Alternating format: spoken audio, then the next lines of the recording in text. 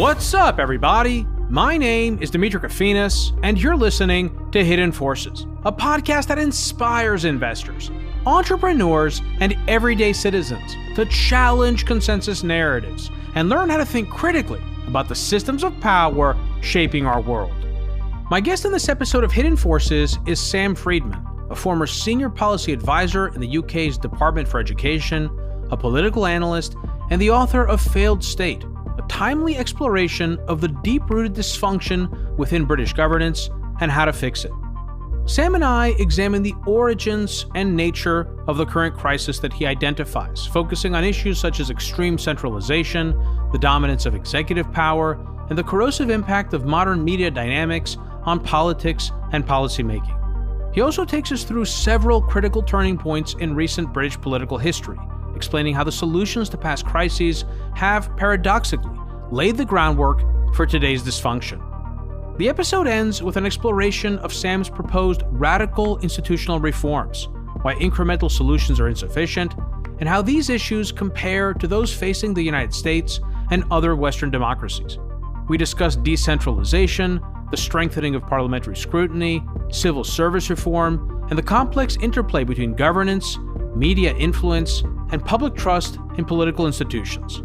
If you want access to the transcripts and intelligence reports for this and other episodes, which include summary sections with key takeaways, you can access those by subscribing to our Super Nerd tier at hiddenforces.io/subscribe. If you want to join in on the conversation and become a member of the Hidden Forces Genius community, which includes Q&A calls with guests, discounted access to third-party research and analysis, and in-person events like our intimate dinners and weekend retreats, you can also do that on our subscriber page. And if you still have questions, feel free to send an email to info@hiddenforces.io, and I or someone from our team will get right back to you. And with that, please enjoy this highly enlightening and unique conversation with my guest, Sam Freedman. Sam Freedman, welcome to Hidden Forces. Great. Lovely to be here. So Sam, I'm very excited to have you on the podcast. Your book was recommended to me by one of our Genius members who read it, and I didn't know what I would find in it. I didn't know the extent to which it was going to be focused on the UK or not, but so many of the lessons from Failed State, I think, apply also to what we're experiencing in the US as well as other countries, because one of the sources of the diagnosis that you make has to do with the decline in institutional trust, among other things that, again, parallel what we're experiencing here in the US and in other countries in Europe and other developed countries. Before we get into the book, I'd love to learn a little bit more about you. So what's your background and what led you to write a book like this? Yeah, of course. So my background is in policy. I worked in education policy for a long time, and I ended up working at our Department for Education in the UK as an advisor to our Secretary of State about 15 years ago. And then that led into a general interest in policy and politics. And later on in my career, I decided I wanted to be a full-time writer, 2021. So I quit my job at the time and decided I wanted to write this book. And then it was really triggered by the events of 2022 in the UK. We had the government of Boris Johnson fell apart, and then we had Liz Truss, who was Prime Minister for about a month and a half, and that fell apart. And you could sense then that a Labour government was going to come in at the next election, which it did. And I wanted to write a book almost as a warning to that incoming government to say, don't think that all of our problems are because Boris Johnson and Liz Truss have messed up. They're much deeper, they're much longer lasting, and they're much more systemic. So if you just come in thinking we're decent people, we're not like them, so we'll be able to do a good job, you're going to get a big shock, which I think they have got. So that was really the instinct behind wanting to write the book. It was basically almost a letter to the new government coming in. Yeah, I'm curious to understand whether that message has been received or not. But before we get into that part of the conversation, I want to at least give listeners a sense of what the book is about, like the larger narrative arc. So I would describe it largely as a commentary about the deep dysfunction within British governance, as well as what I think you think can be done or should be done to try and fix the problem. For those who don't really understand what's going on in British politics and in the British economy, what is the story that you would tell, and how far back would you have to go in order to tell it? Sure. So I go back mostly to around 40, 45 years ago to the arrival of the Thatcher government. And I put this within a sort of theory, I guess, of cycles, which is a common theory in political science. I'm not a declinist. I don't believe that our country is getting worse and worse, cannot be fixed.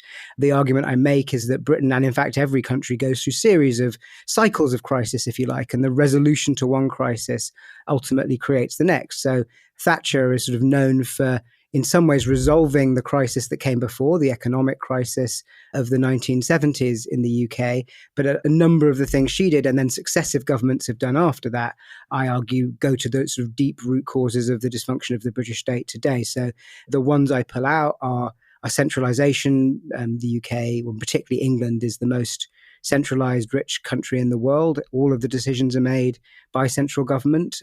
And that, I think, has led to central government being overwhelmed and unable to make decisions effectively. I look at executive power and the way that, again, the UK is unusual in having such a concentration of executive power within its kind of constitutional settlement, and how that's got worse over the last 40 years, making it harder to scrutinize what government is doing and easier to pass bad laws, essentially. And then I look at the way the media has affected politics, which is something that's happened not just in the UK, of course, but all over the world, and how the speeding up of the media cycle and the sensationalization of the media cycle has made it much harder to do policy effectively. So those are my sort of three big arguments, and they're all over sort of 30, 40 years that they've taken place.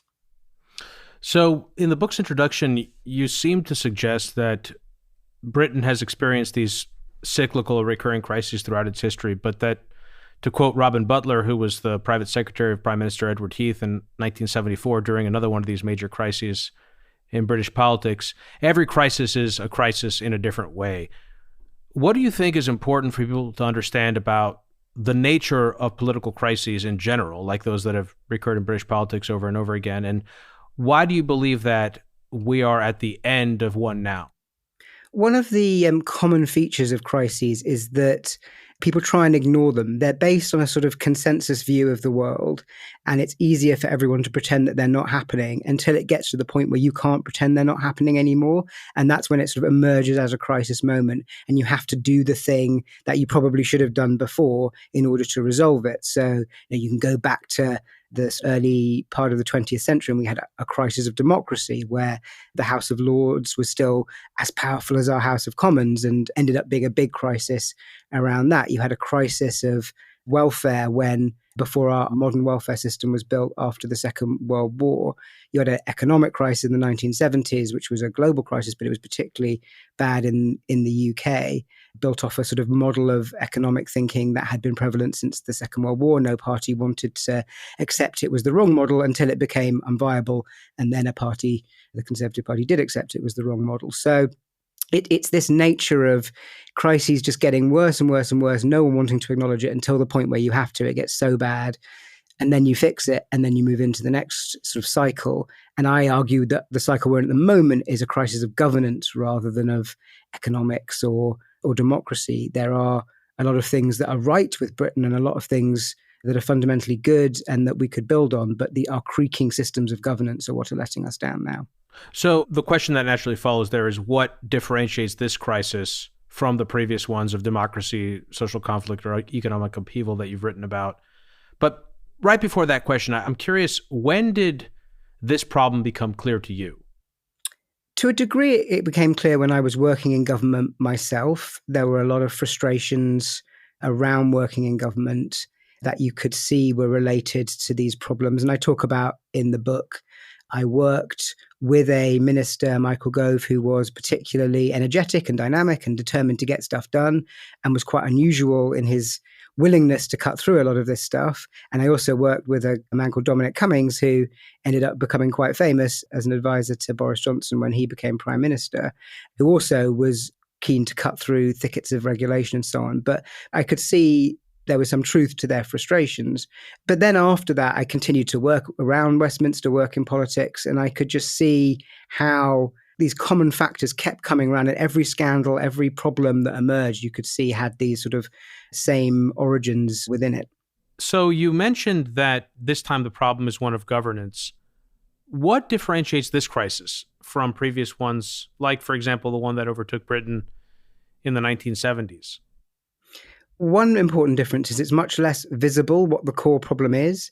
In the 70s, it was really clear that the problem was very high levels of inflation that were being driven in part by global conditions, but in part by wage demands from very powerful trade unions. So there was, whilst people might have disagreed on what to do about the issue of inflation, it was really visible what it was. Governance is harder to see for your average voter. It's pretty hidden, a lot of these problems. If you started talking about centralization or executive power to your average focus group, they'd be really quite confused as to what you were talking about. Their issue is they can't get a GP appointment, or their train isn't arriving on time, or they don't necessarily connect those things to these deep-seated problems of governance. So I think that's a really important difference, and in many ways makes it harder to deal with, because if you're a politician, it seems self-involved and navel-gazing to fixate on how the structures of government works. People want you to do things that are visible to them, but actually it's that wiring that needs to be fixed. So let's dig into centralization a bit more. And I'd love, as we move along in this conversation, to try and draw parallels where they may or may not exist with the United States and the dysfunction that we have here. So let's just talk a bit about centralization. First of all, what do you mean when you say that centralization is a core weakness of the British state?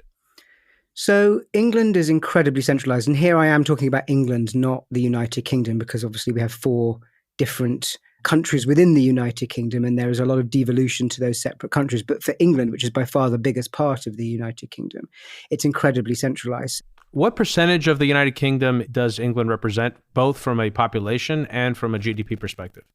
About 85 to 90%. Got it. So it's by far the biggest component. And if you compare it with America, which is pretty decentralized, federalized state, a lot of taxes in America are raised at the state level, the local level.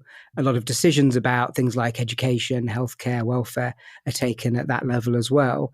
Here, the tax take is almost entirely centralized. Local government does exist, but it has very little control over the amount of revenue it has and what it's allowed to spend it on. And decisions about whether it's the school curriculum or how the health system works are all taken centrally within Westminster by the national government. And that means that if you're a minister in control of one of those things, you are simply just overwhelmed by the complexity of the modern world there, because you have to be involved in decisions about every single aspect, from the very small to the very big and strategic. It sort of sucks governments down into the weeds and prevents them from focusing on what really matters. So, I think this is an interesting one to compare with the U.S. because you're right, the U.S. has always been more confederal or more decentralized, though there have been ways in which the governance has become more centralized, but I think that's more in terms of the growth of power in the executive branch. Would you agree with that? Yes. And I think one of the points actually I make in the introduction is around what it would be like in America if it was as centralized as England. You obviously have the Trump government that is trying to boost executive power very considerably. And if it had control over everything in the way the central government in England has control over everything, it would be able to do an awful lot more damage than it's already doing. And actually the states having their own power bases, and particularly democratic states, provides quite an important bulwark against some of the dysfunction in the US. So of course, there's plenty it doesn't stop. And one of my worries about centralization is if we were to get a highly dysfunctional government, we've had some pretty bad ones, but one that was, as I would describe it, as malevolent as the Trump government in England, in the UK, they would be able to do a lot more damage than Trump is doing because they would control every lever of power, and local government is pretty toothless here. So I have one more question about decentralization as it relates to the United States. But before I ask that, I have another question I want to ask you about complexity in the UK. So the centralization in the UK and how complexity might exacerbate the challenges of governance. How does increased complexity in the way that governance happens today exacerbate the consequences of centralization? Does it make it ever more difficult to actually govern? So let me give you an example. When I was working at the Department for Education, we continued a process that had been happening under the previous government of centralizing a large part of the school system. So the majority of schools now in England, and there are 20 odd thousand schools in England, the majority of them now report directly to the Department for Education in Westminster. They do not report to local government. That's obviously hugely different from the States. And that means that the Secretary of State in the UK is making decisions about individual schools. If an individual school wants to sell off a bit of their playing fields, they have to get permission from the Secretary of State. And so the Department for Education is consumed with these kind of decisions about very small aspects of our school system that in every other country in the world that I can think of, any other big country certainly, would be being made at a local or state government level. And that means when you're sort of looking at big strategic questions about what the school system should be doing or where it should be going, they have less time to think about that because they're so enmeshed in this kind of minor stuff. And another sort of silly example, but one I use in the book from the last government here that was led by Rishi Sunak, he spent an inordinate amount of time developing a chess strategy from number 10, which involved in the end buying chess tables for parks in local parks around the country and councils bidding so they could get a bit of money to build a chess table in a park. And it's just sort of mad that central government would be going anywhere near something like that, especially the Prime Minister, but any part of central government shouldn't be thinking about the decor of local parks. And it's that level of minutiae then takes away from your ability to be strategic. It also means another sort of part of this complexity is the way in which the regulatory state, which is something that's built up in every developed country and is built up in the US as well, is also sort of completely centralized in the UK. And it means that ministers, because there aren't very many ministers responsible for any particular department, there's 3, 4, 5 of them in any department, just cannot get control of this regulatory state because it's so big and so centralized. And there's no way one individual, however smart they are, can understand all of this machinery that sits underneath them. So it's that complexity that makes governing so difficult. Have you ever looked into the governance model in China and tried to compare it to other communist governance models, most notably the USSR? And the reason I ask that is because, again, I'm no expert on this subject at all, but just from the various conversations I've had on this show and episodes I've done on China, it seems that they've done a good job of reducing in certain areas. I mean, it's still a very centralized government, obviously, the Communist Party, that is, but the government itself is much more decentralized than the USSR governance model was. And I'm just curious if you've looked into that and how you would apply your insights to, or use your insights to help us understand what maybe the Chinese have done better in their implementation of a centralized government structure. Yes, I mean, absolutely. I'm no China expert, but you're right that although people think of China as being this incredibly centralized state, and in some respects it is, they actually have devolved a huge amount of autonomy and power to their local provinces.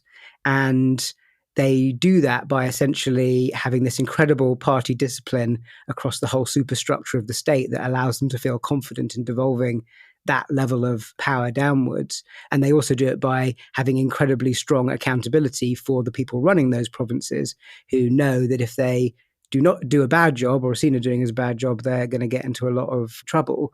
But their ability to do that is in part because obviously they don't have a democracy and they're not operating in a system where there's political rivalry. One of the reasons why a lot of democratic states have shifted towards centralization, and the UK certainly has, is because oftentimes local government is held by your political opponent. So one of the reasons why Thatcher in the 1980s did so much to destroy local government was that at the time, when local government was more powerful, a lot of it was controlled by very left-wing Labour councils, who she saw and described as the enemy within. And so she wanted to remove their power base. That, of course, isn't a problem for the Chinese government because there's only one party. So it's tough whenever you're trying to make comparisons across different political systems. And this is also true for the US and the UK, not only because of your comments about centralization and decentralization, but also the UK runs a parliamentary democracy and we have a constitutional republic here. So we have divided government, whereas in the UK, you have unified government. Every time you have a new government, the prime minister also controls the parliament. So I'm curious, we have so much political gridlock here in the United States and so much polarization. I'm curious how that compares to the UK, and to the extent that there are differences, how much of that reflects the different governance models and how much of it reflects the differences in centralization versus decentralization? I think, to my understanding of what's happening in the US, it's mostly to do with the structure of that kind of separation of powers. And as you say, you have a very extreme separation of powers, and we don't have any separation of powers. So we're at the opposite ends of the spectrum on that model, partly because the US Constitution was written to contrast with what was seen as the constitutional settlement in the UK and had led to the War of Independence. So, I mean, one of the interesting things about what Trump is doing is he's essentially trying to erase a lot of that separation of power, helped by the fact the Republicans control both the House and the Senate, and in effect the Supreme Court, though not quite so simply, and by exerting enormous threat level to fellow Republicans in the House and the Senate, he's been able to sort of force through a lot of his agenda in a way that previous presidents have found that they're very gridlocked. So in a way, he's trying to overpower that separation.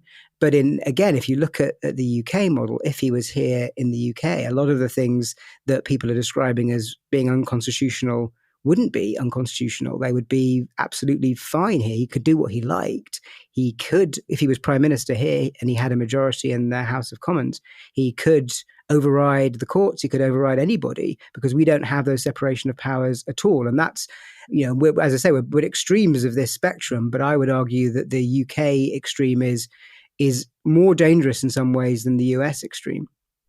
Yeah, this is one of the most interesting topics you explore in the book, from my perspective at least, because I'm quite familiar with the growth of executive power in the United States. I mean, executive power has grown enormously since FDR's administration and the end of World War II. But since 9/11 and the war on terror, we've seen presidents rule increasingly by executive order. And in fact, many members of Bush's cabinet in the early 2000s were very explicit about their desire to strengthen what they called the unitary executive after what they felt had been an unintentional attenuation of its powers in the years since Nixon's resignation in 1974. So it was surprising for me to read in your book that Britain has one of the most dominant executive branches of any Western democracy. How powerful is Britain's executive branch? And where does that power reside? And what are some concrete examples you can provide to us to help us understand how materially relevant that power is in practice?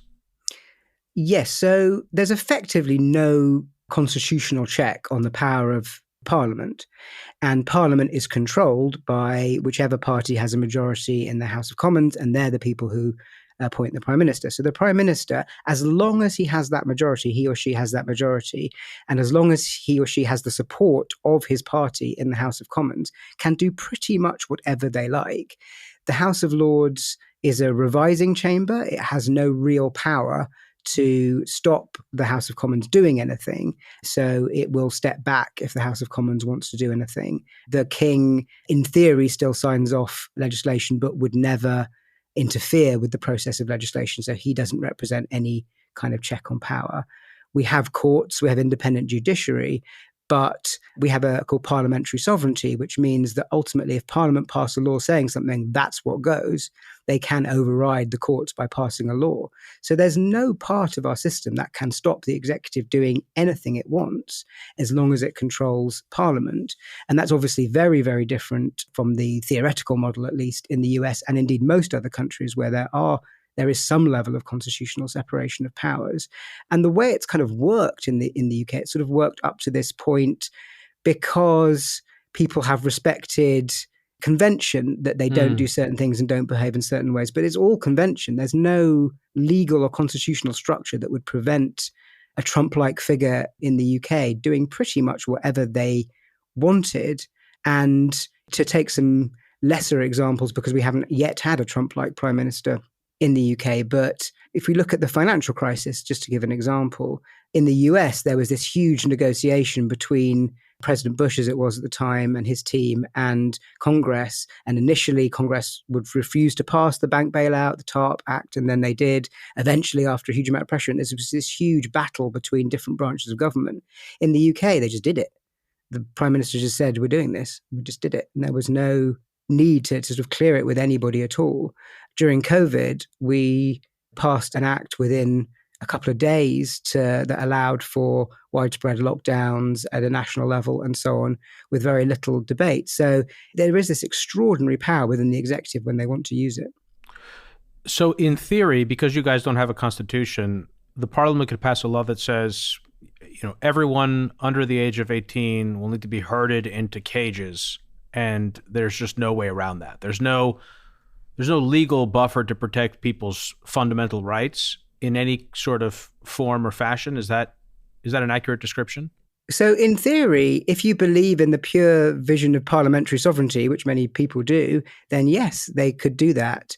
I would argue that if that did happen, we would get a constitutional crisis of a very messy kind because we don't have a written constitution. And you would get the court saying you can't do that. And it's such a fundamental attack on human rights that we aren't going to allow that. But then you would have an impasse because there's nowhere written down anywhere who gets to win that argument between Parliament and the courts if the courts say, wait a minute, this shouldn't apply. It's all convention. So we've never reached that point. We didn't have anything quite like that, but we did have a situation under the last government where we had a big battle over a proposal to deport immigrants to Rwanda. And the Supreme Court, our Supreme Court, said Rwanda is not a safe country to deport people to, so we're not going to allow you to do that. And then Parliament passed a law saying Rwanda is a safe country, just defining Rwanda as a safe country. And had the government stayed in power and won the election and forced that through, it would have been very interesting to see whether the Supreme Court had just accepted that and said, okay, we're subservient to Parliament, you win, Rwanda's a safe country, or whether they would have tried to fight back. So we've come quite close, I think, to the edges of this constitutional impasse, but we haven't hit it yet. So is it fair to say that you think the American constitutional system, with its strong judicial review by the Supreme Court, is a more effective check on executive power compared to what we have in the UK, and preferable? So every system, I would argue, has its merits and flaws. I think if you look at the US system, one of the advantages of the UK of the US is we do have an independent judiciary. They're not appointed by politicians. One of the challenges, obviously, of the Supreme Court is they are political appointments. And so you get this situation where previous eras, it's been dominated by liberal judges. At the moment, it's dominated by conservative judges, which somewhat undermines that separation of powers. But I do think having a written separation and having a constitution has a lot of value. And I think you can see that even with the way Trump is behaving, and even though he's got a Supreme Court and a Congress who are fairly compliant, he's still being stopped from doing some of the things he wants to do because of those separation of powers. And that would be much harder to guarantee here. It's very interesting listening to you tell me about all the ways in which Trump is being stopped from acting, because in my experience, and this is not just with Trump, obviously, it's a result of the growth in executive power that I've experienced that we talked about over the course of my lifetime. The president has just become more and more powerful, and what the president wants, the president will often get, so long as it doesn't require legislation. And so much today, as we've already established, is done through executive order for exactly this reason. But again, I think this is, something I found really valuable about reading the book, which is that it helped me draw comparisons across political systems. And it really helps me appreciate so much more how many checks and balances we actually do have in this country. So when it comes to actually holding the executive accountable in the United Kingdom, what are some concrete examples that you can provide us with that show how Parliament's role in that process has weakened substantially? So one of the reasons it's been weakened is because the way in which debates happen in the House of Commons has been fairly dramatically changed. It was at the beginning of this century. So when you introduce a piece of legislation into the House of Commons, you introduce a timetable, which sounds very arcane and boring, but it's really important because you can set that timetable to be whatever you like it to be, as long as you have the majority and the majority will vote for it. So you can have an incredibly contentious, complicated piece of legislation, and you can say, we're going to spend a day debating it, 4 hours debating it. And then when that 4 hours is up, that's it, debate over, and you have a vote. And if the government has the majority, they win the vote. So you have this process where there's just very little scrutiny of sometimes incredibly detailed and complex legislation. It doesn't happen every time. There can be a lot of scrutiny. But if a government doesn't want it, they can just root around and avoid that, which is then very dangerous because you've had lots of examples of very poor poorly written legislation just being shoved through without debate or discussion, and then often ends up in the courts because it was so poorly drafted. But sometimes you don't even need legislation to do something. We have something called secondary legislation, whereby awful lot of stuff that happens that government does can be done using existing bills, and you just sort of tweak something within them without any debate at all. So our net zero target, for instance, which is a very politically contentious topic, where we're supposed to be reaching net zero by 2050, was passed by the last government with I think an hour's debate and no vote, because they use secondary legislation to do it. A lot of COVID laws use secondary legislation as well, with no debate, no discussion. So this sort of big increase in the use of these essentially tricks to get around having any debate in Parliament, and a very weak House of Commons has contributed to bad laws. So we already spoke about the two of the three sources of the UK's governance crisis. The over-centralization is something that is more unique to Britain, or in particular case of England that you highlighted.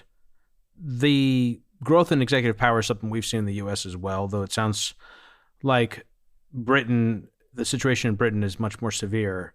The third one, which you highlighted, having to do with the modern media cycle and the short-termism that derives from it, is one that I found really resonant. I mean, it really resonates with me in terms of what we're seeing to the US. And you show how it's fundamentally reshaped politics by emphasizing short-term announcements over substantive policy making. What are the changes in media that have driven ever shorter news cycles, in your opinion? And how does it play out inside the governing power structure in Britain? So there's been a series of changes in the way that media works all the way back from the Second World War onwards that have incrementally sped up this media cycle. So if you look at coverage after the Second World War, it's incredibly deferential. There's a lot of gatekeeping. You have a small number of very powerful newspapers who have relationships with the government. You have, at that point, one broadcaster who are incredibly deferential to the government. And over the next sort of 20 years, into the 70s, into the 80s, you start to get a bit less deference, a bit more focus on actually trying to poke and prod at government, more difficult interviewers coming onto the scene, more of a focus from newspapers on the personalities involved in politics, the Prime Minister themselves, scandal, less on policy and what goes on in Parliament. But the really big moment is the introduction of a 24-hour news, which happened in the UK, initially in 1989, and then the BBC introduced their channel a few years after that. And that started this sort of process where there was constant news coverage. So you moved from having a situation in which you could really control the news cycle as a politician, because you just had to have a key number of relationships with the people who edited the newspapers and a couple of broadcast channels who had their one or two news programs every night. You could manage that news cycle fairly comfortably. And it moved, when you got 24-hour news, it moved to being a sort of constant cycle where things could break immediately and you had less time and less space to think about what was happening.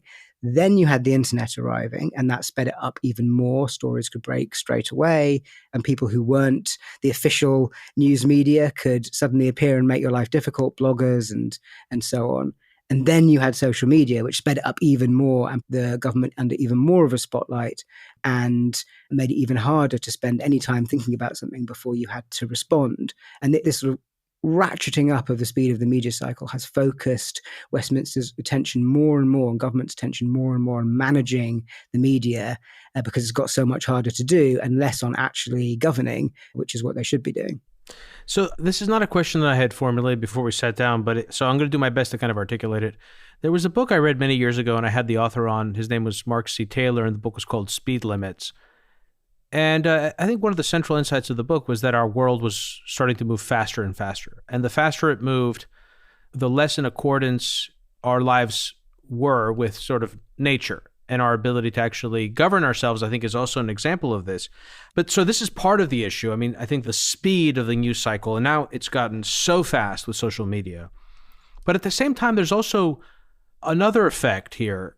And social media is a really great example of where it has become exceptionally powerful. And that has to do with the creation of echo chambers. So we saw this with cable news in the US. Again, I don't know to what degree this was actually the same thing in the UK, but you had these different channels that people came to watch, Fox News, MSNBC, CNN, based on their political affiliation. Social media has 10x that or 100x that with algorithmic feeds that are, segmented to one person.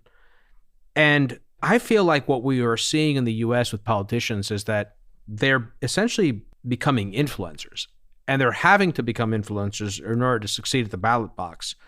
Now, I've seen this in the UK. The first time I saw this in the UK was with Nigel Farage. Nigel Farage was like a phenomenon coming out of the European Parliament. Before UKIP ever won any seats in the UK, he was, famously at the European Parliament. There were a number of ministers that were there, and they were all very colorful. They were all very telegenic, very excellent at gaining media attention. And it wasn't just a social media phenomenon at this point. This was still legacy. I mean, social media was around and it was relevant, but it was really the internet and internet-based media that helped grow Farage's appeal. What are the similarities here, to the extent that you're familiar with what's going on in the United States with influencers, the various people, AOC, Marjorie Taylor Greene, whoever? What are these similarities like? What are you seeing? What are the parallels? And I'd love to sort of dig into this a bit with you. Yeah, you're absolutely right. And Farage here has by far the most TikTok followers of any politician in the UK. He has always been a natural at that kind of media, which comes from, similarly to Trump, I mean, I think they're different in many ways, but one of their similarities is they both have that ability to appear spontaneous and off the cuff and authentic, whether they are or not. They can appear that way in a way that a conventional politician really struggles to do. And that gives them a huge advantage in an era of, as you say, where politicians can become influencers. And a really interesting difference in this one between the US and the UK is it happened a lot earlier in the US. And therefore, the system has acclimatized more to it over time, whereas in the UK, it was more of a shock. Because you had the deregulation of broadcasting rules in the 1980s, which led to the rise of shock jocks like Rush Limbaugh, and then Fox News, which has always been highly partisan, and other partisan channels. And you had this sort of complete polarization of the media quite early.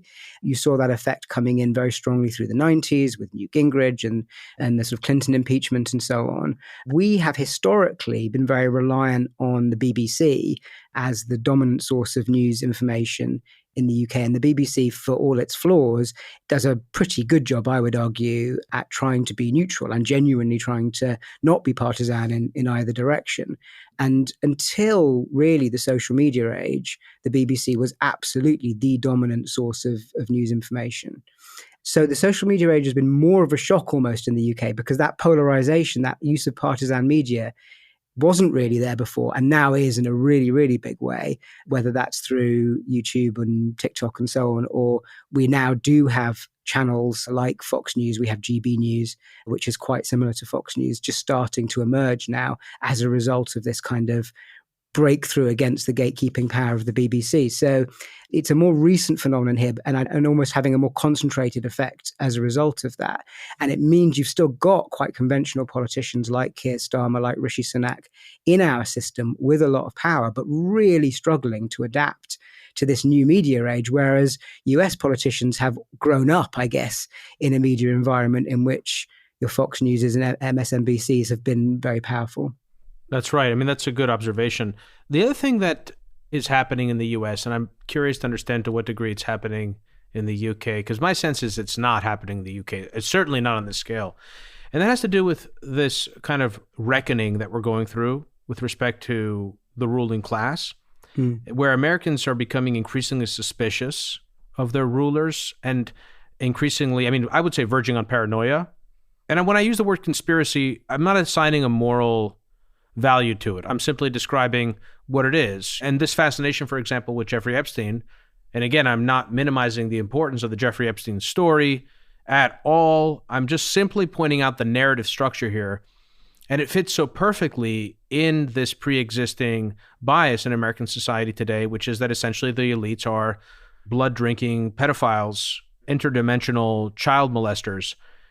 And this is not like a small thing. It's a very potent narrative. Even if you don't believe it literally, there's a sense of disgust. I mean, a huge portion of Americans are disgusted at the ruling class. They find them to be reprehensible people. And so I'm curious, like, how this compares to the United Kingdom today. So I think it's stronger in the US because the US has a much more polarized society and political system still than the UK, though I think there's ways in which we're moving in that direction. But there's definitely elements of it here too. If you sit in a focus group, as I sometimes do, there is a level of frustration and anger towards politicians of all parties and types that is new, I think, to me in terms of the level of hostility towards them. And I think that comes partly from this sort of breakdown of traditional media, as we've been talking about. And it comes from a sort of the fact that politics now operates in this sort of goldfish bowl. You can see everything that happens. There was always scandals and dirty dealings from politicians going on behind the scenes, but it wasn't necessarily visible in quite the same way as it now is. And when there is something that they do wrong, and they do things wrong, and they do break the law, and they do get involved in scandals, it's so much more visible now that there's almost a sense that they've got a lot worse, which I don't think they have, particularly certainly not in the UK. I don't think they've got particularly more venal in any way, probably less so, but it's just so much easier to see it now. And you do get plenty of genuine scandals in British and American politics. So you can see how, if that's your sense of it and you're not part of it and you don't sort of understand why these things happen, you would start to get this sort of level of frustration, especially when cost of living's been so high, when there are all sorts of other domestic problems that you blame government for, that you would get this impression of politics.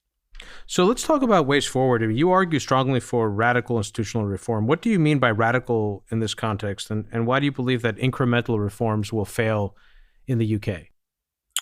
Because I think we're reaching the point of where the crisis breaks through and becomes so serious that incremental isn't going to cut it anymore. We have a situation where there is very little support now for any political party. No party in the UK is currently polling over 30% consistently. That's never happened before.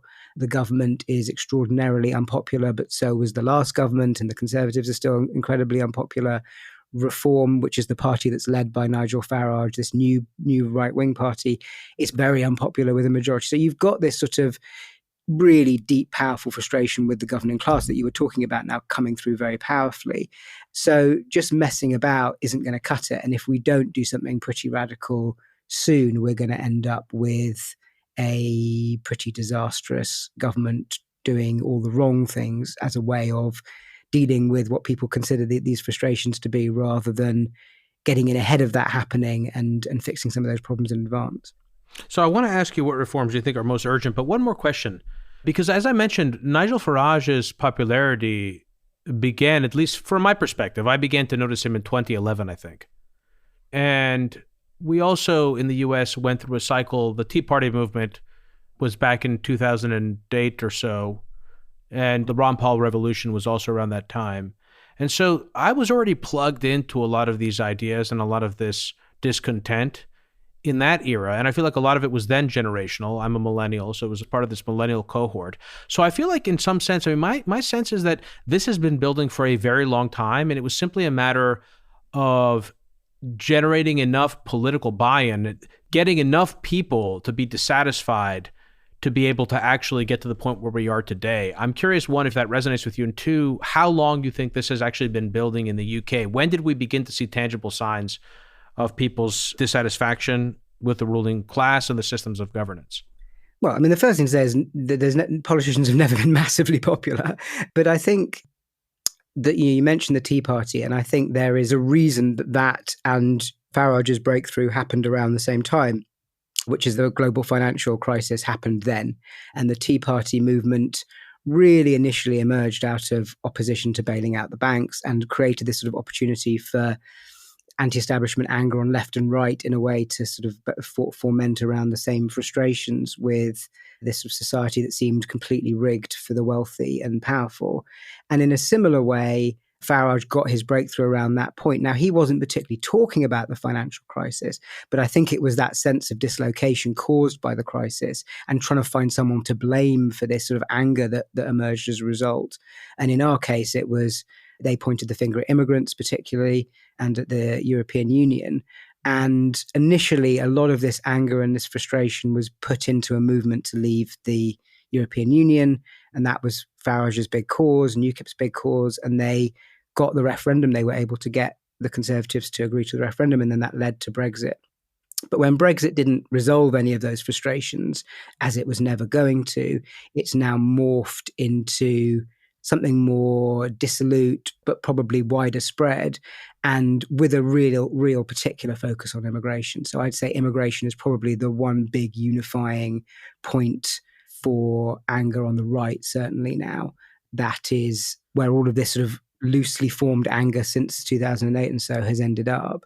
And in America, you can sort of follow a similar path where a lot of that anger got put into the election of Trump, but then that hasn't actually resolved the anger either. So you're now starting to see some of that boil up around the Epstein case, and some of Trump's online supporters starting to turn against him and so on. So it's created a very volatile situation in both the UK and the US and a lot of other countries around the world as well, which have undergone similar journeys.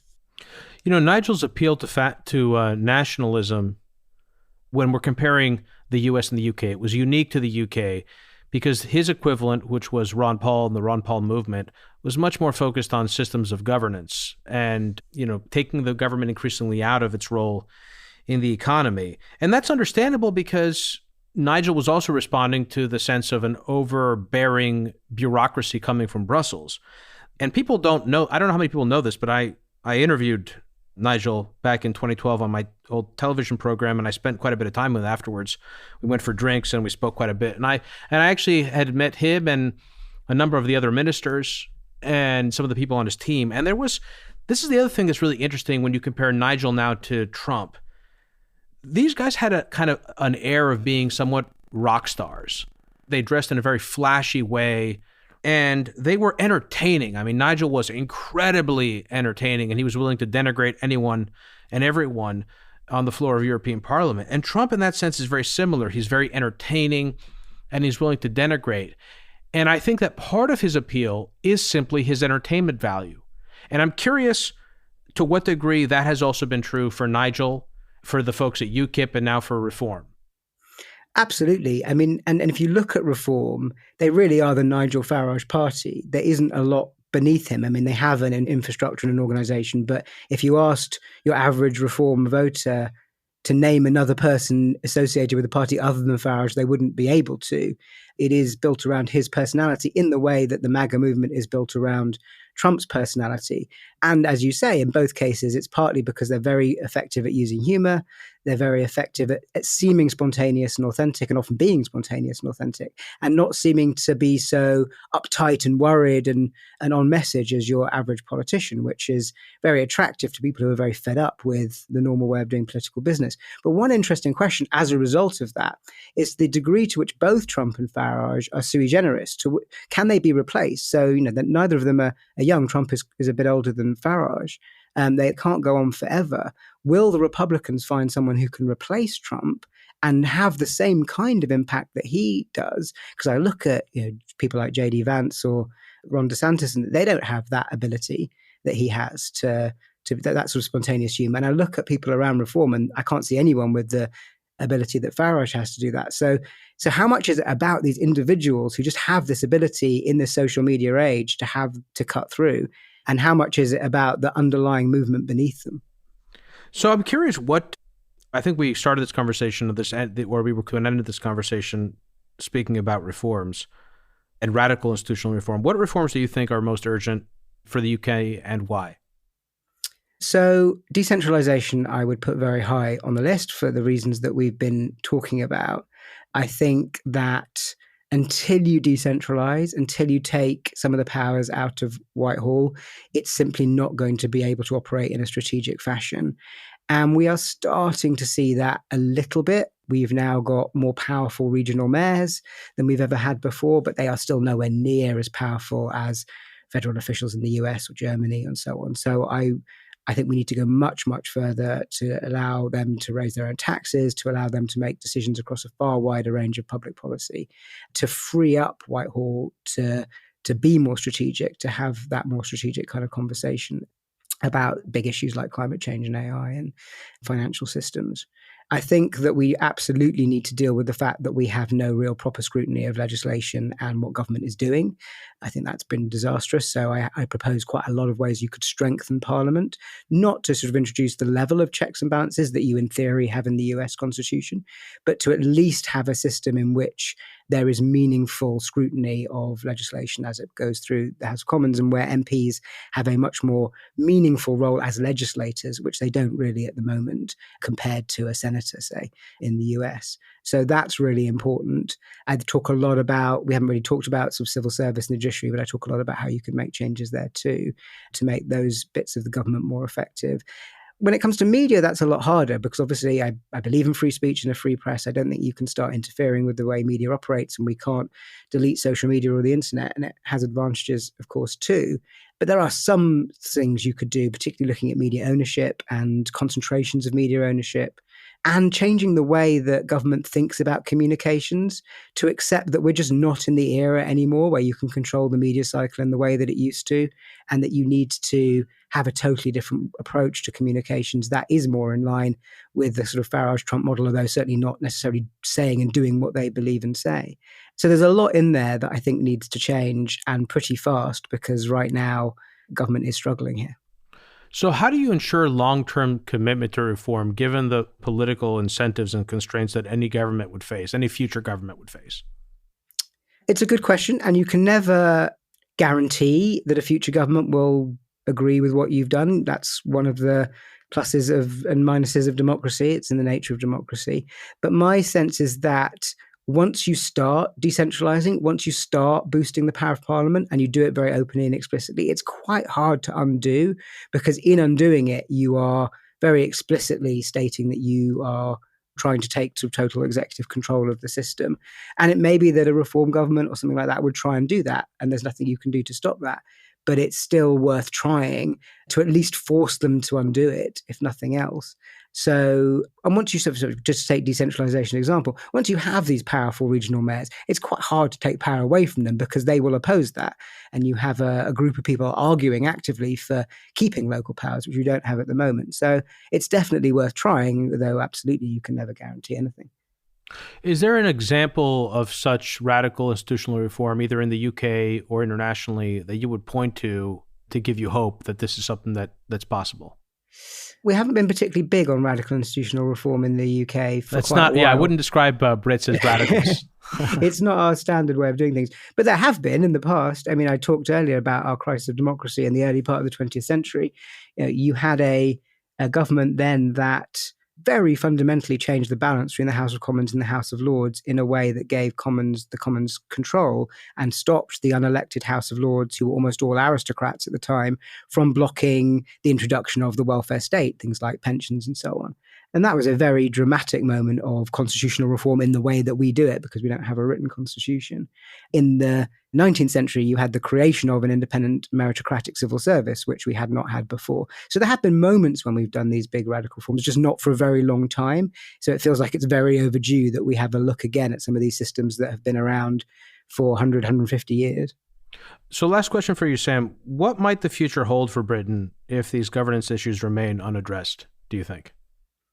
I fear that we are heading in some ways in the same direction as the US is at the moment. I think there is a chance, although I wouldn't say a likelihood yet, or certainly a certainty, that reform will win the next election, or certainly do very well at the next election here, which isn't for another 4 years, and that they would take advantage of a lot of the flaws in our systems that I have pointed out to do some pretty dramatically unpleasant things to the country in ways that I think would be extremely destructive to our economy, to our values. And it's possible that we need that as the crisis that triggers other parties, other more sort of traditional, conventional parties, to step up and say we need more radical reform.